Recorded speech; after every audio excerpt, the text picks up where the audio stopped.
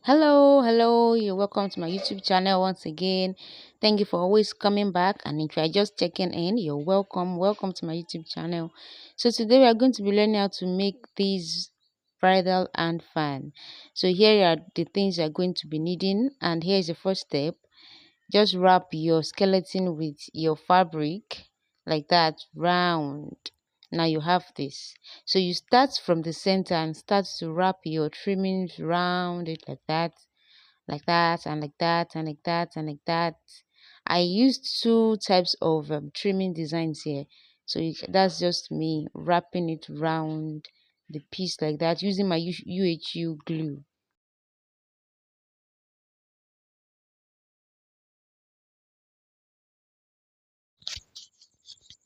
So you just continue like that. You apply your glue on the trimming and you place it creatively on the skeleton that you have like that. So you keep forming it like that and like that till you're done.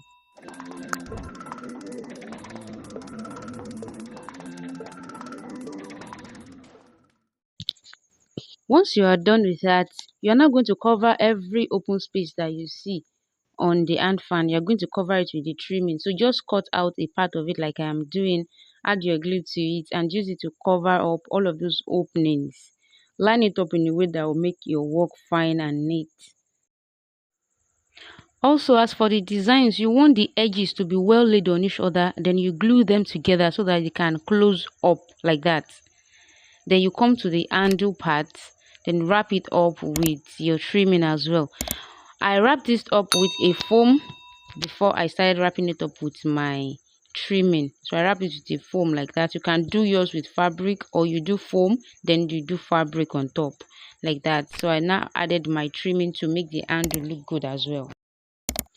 Yay, this is our finished trimming and fan. Thanks for watching and I'll see you. Bye.